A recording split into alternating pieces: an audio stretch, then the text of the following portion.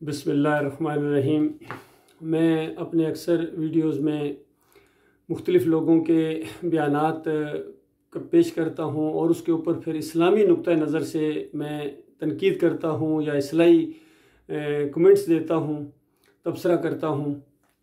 इस सिलसिले में जनरल हमीद गुल साहब के 2-3 बयानात के ऊपर मैंने तबसरा किया है और एक मौके के ऊपर जो उनके अकीदे की ख़राबी थी उसकी भी मैंने निशानदेही की है और काफ़ी हद तक उनकी बातें दुरुस्त भी होती हैं।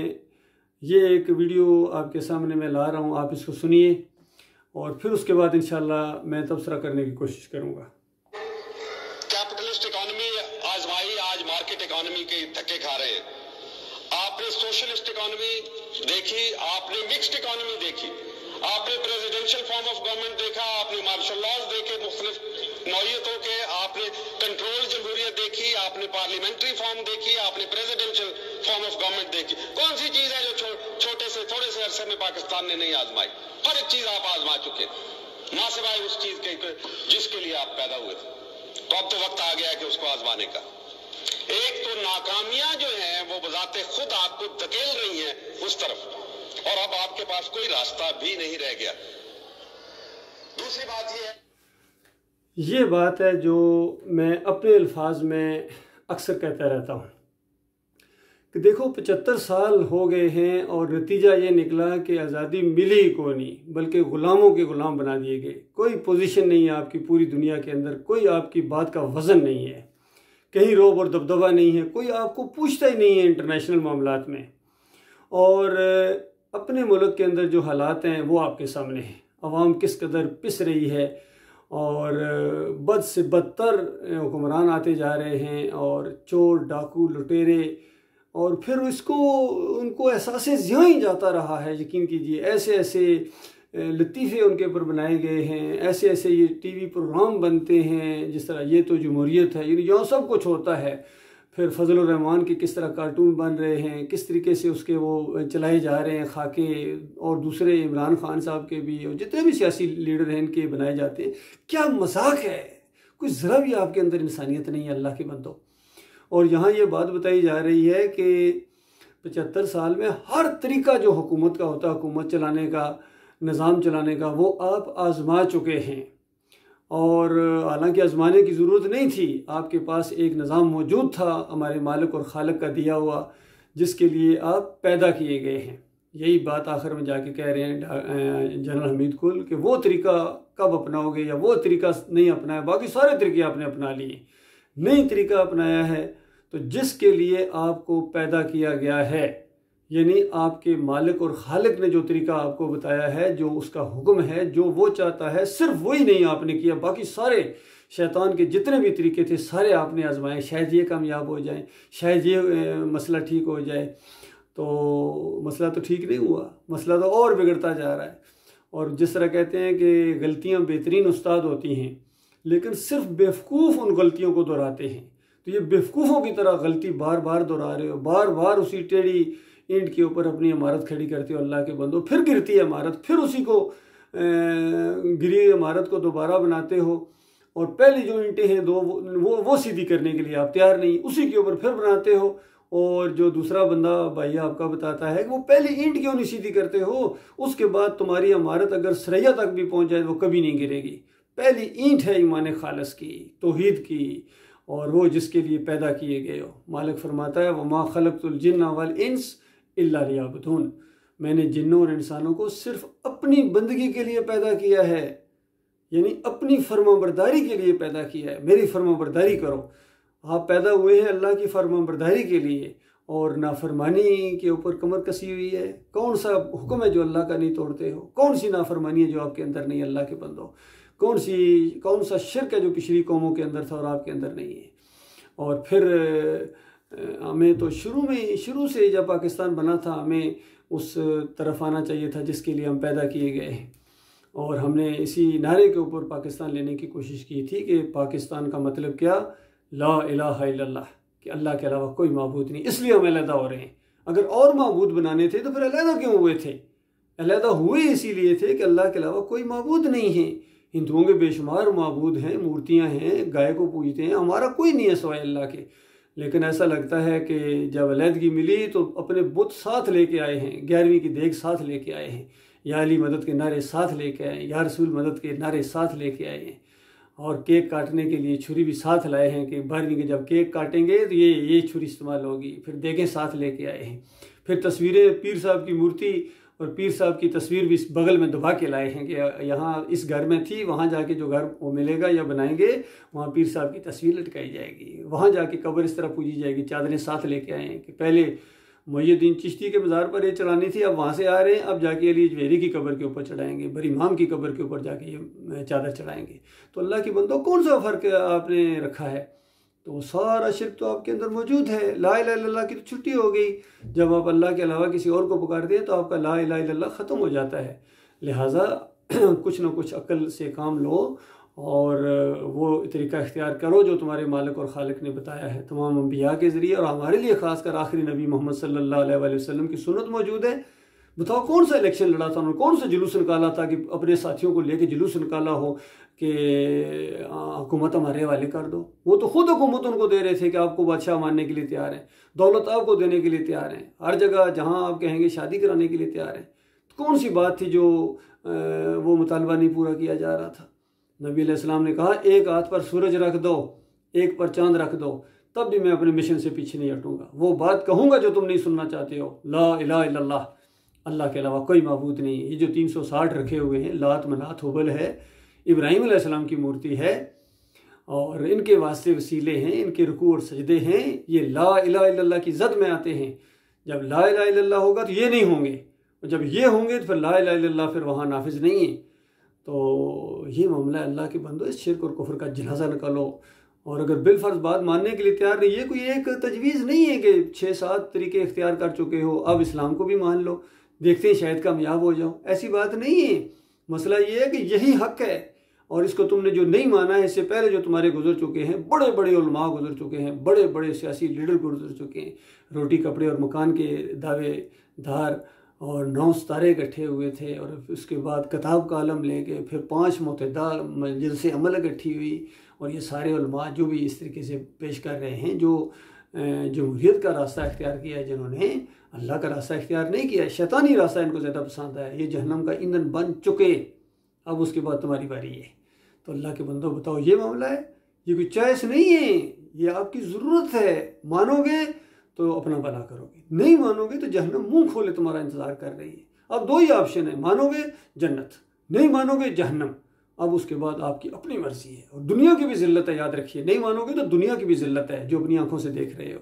कोई लीडरशिप सामने नहीं आ सकती है ईमान खालिस के बगैर। एक से एक फरेबकार आएगा, एक से एक उसके ऊपर लगेंगे वो जो केस बनेंगे उसके, चाहे तोशा खाने के बने, चाहे फाशी के बने, बदकारी के बने। जितनी वीडियो लीक्स हो रही हैं सब आपका मुकरू चेहरा अल्लाह ताला दिखा रहा है, एक के ज़रिए दूसरे का चेहरा दिखा रहा है, और आवाम की आंखें नहीं खुल रही। ये है तुम्हारे लीडर जिनके पीछे जा रहे हो। लिहाजा छोड़ो इनको, ये सारे के सारे फरेबकार हैं। अपनी दुनिया की खातिर ये तुम्हारी दुनिया और आखिरत दोनों बर्बाद कर देंगे। पुराने शिकारी नया जाल भी लाने की इनको तौफीक नहीं मिलती है, फिर पुराना ख्वाब दिखाते हैं कि अब आपको हकीकी आज़ादी मिलेगी। हकीकी आज़ादी नहीं मिलेगी। एक पार्टी की गुलामी से दूसरी पार्टी की गुलामी में आ जाओगे। अल्लाह के बंदो, हकीकी गुलामी जो है ना, इसको ख़त्म करने के लिए, हकीकी आज़ादी हासिल करने के लिए ये कलमा ये है सही मानों में, ये फ्रेब के साथ नहीं कि इतनी बात बता दी अल्लाह के अलावा कोई खुदा नहीं है। कौन कहता है अल्लाह के अलावा कोई खुदा है? कभी कहो ना कि अल्लाह के अलावा कोई दाता नहीं है, बाटी वाला दाता नहीं है, फिर आपको पता चलेगा कलमे का क्या मतलब है। कभी कहो अल्लाह के अलावा कोई पुकार के लायक नहीं है, या अली मदद करना शिर्क है, कहो ज़रा किसी दिन, फिर पता चलेगा ला इलाहा इल्लल्लाह की कितनी ये कौम मानती है। और कहो ना ये मज़ार सारे ला इलाहा इल्लल्लाह का इनकार है, पहले जब मैं हुकूमत में आऊँगा सबसे पहले इनको कराऊँगा। कभी कहो ना ये, और पीर मुरीदी ख़त्म होगी, जमहूरियत का सिस्टम ख़त्म होगा, तावीज़ गंडा ख़त्म होगा, सूद ख़त्म होगा, फाशी ख़त्म होगी। कभी कहो ना ताकत के ज़रिए ख़त्म की जाएगी। अल्लाह ने इसलिए ताकत दी थी आपको कि अल्लाह की नाफरमानी को ख़त्म करो। पहले खुद अल्लाह के बंदे बनो और फिर दूसरों को भी अल्लाह का बंदा बनाओ। ज़ालिमों, ना खुद अल्लाह के बंदे बनते हो, ना दूसरों को बनने देते हो, और जन्नत की उम्मीदें लगाए बैठे हो, और उसके बाद कहते हो कि अल्लाह के पास जाऊँगा तो मैं कहूँगा कि या अल्लाह तेरे बंदों को मैं ला इलाहा इल्लल्लाह का मतलब बता के आया था। मोहम्मद सल्लल्लाहु अलैहि वसल्लम की उम्मत को ला इलाहा इल्लल्लाह का मतलब बता के मैं आ गया था, खड़ा करके मैं आ गया था। ये ला इलाहा इल्लल्लाह का मतलब, आप खुद नहीं ला इलाहा इल्लल्लाह का मतलब जानते। ला इलाहा इल्लल्लाह पढ़ने वाला जाके मज़ार के आगे सजदे करेगा, ला इलाहा इल्लल्लाह पढ़ने वाला यहाँ वो पटा बंधवाएगा या अली मदद का, ला इलाहा इल्लल्लाह पढ़ने वाला जमहूरियत के निज़ाम में आएगा, जलसे करेगा, जुलूस निकालेगा जहाँ अल्लाह का नाम ही नहीं है, कुफ्र शिर्क को साथ में ला के चलेगा, सारे मिले हुए जो भी बस वोट दो, बस वो चाहे कादियानी हो, चाहे मरज़ई हो, चाहे जनाब ये ईसाई साथ मिलें, सिख मिलें और बरेलवी हों, देवबंदी हों, इनके ईमान अकीदे से आपको परवाह ही कोई नहीं है।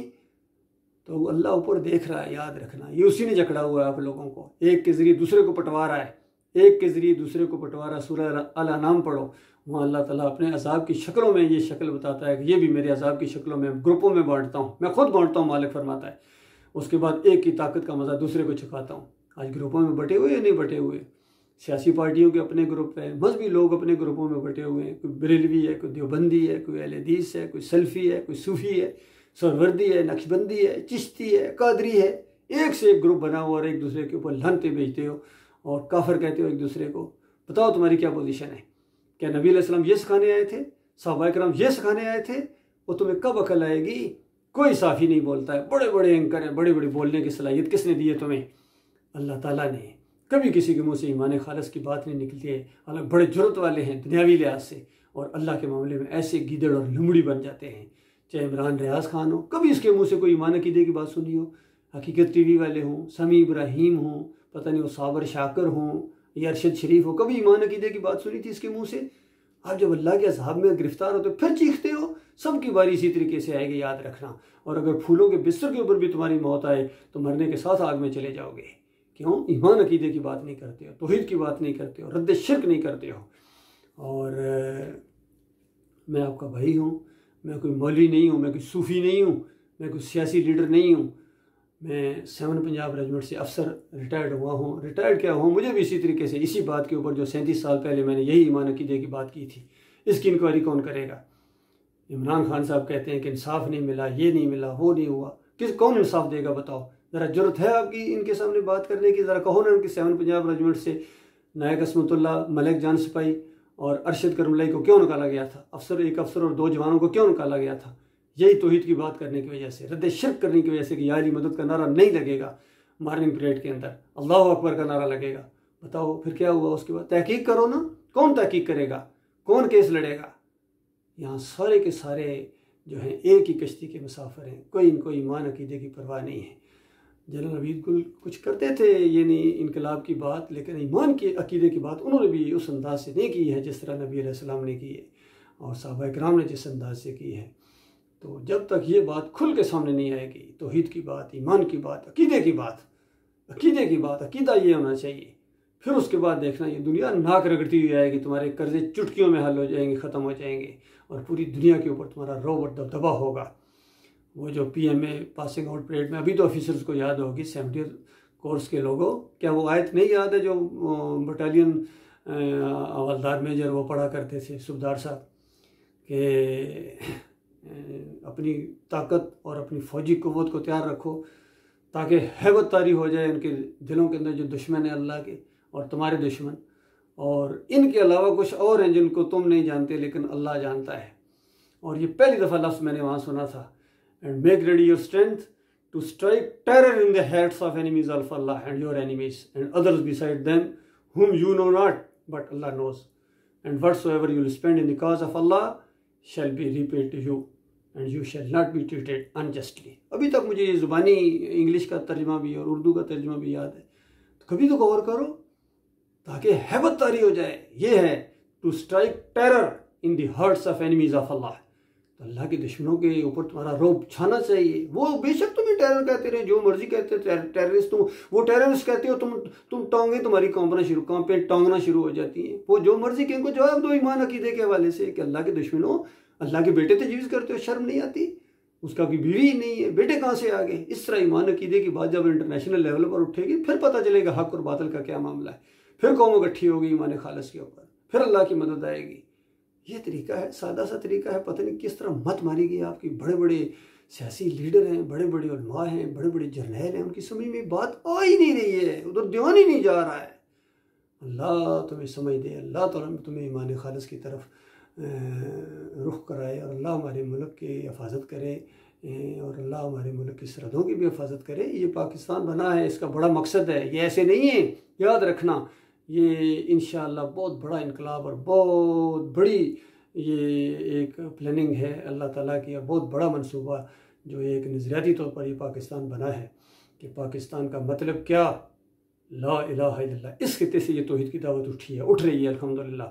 और ये पाकिस्तान को इंशाल्लाह सही मानों में नया पाकिस्तान, बल्कि असली पाकिस्तान बनाया जाएगा, जिस दिन आखिरी बुत गिरेगा, आखिरी मज़ार जहाँ से गिराया जाएगा, आखिरी पीरी मुरीदी का सिस्टम, आखिरी तावीज़ और ये सब शिर्क और कुफ्र का जनाजा उठा दिया जाएगा, जमहूरियत का निज़ाम लपेट दिया जाएगा और इस्लाम का निज़ाम होगा, अल्लाह के बंदों के ज़रिए होगा। और उसके बाद इंशाअल्लाह पूरी दुनिया को पाकिस्तान बनाया जाएगा इंशाअल्लाह। यानी पाक सरज़मीन, इस ज़मीन को पाक किया जाएगा शिर्क से, चाहे ये बुत परस्ती का शिर्क हो, कब्र परस्ती का शिर्क हो, गाय की पूजने का शिर्क हो, घोड़े की पूजने का शिर्क हो, और जितने ये निज़ाम है, जितने ये जनरल हमीद गुल साहब ने गिनाए, सब शैतानी निज़ाम है।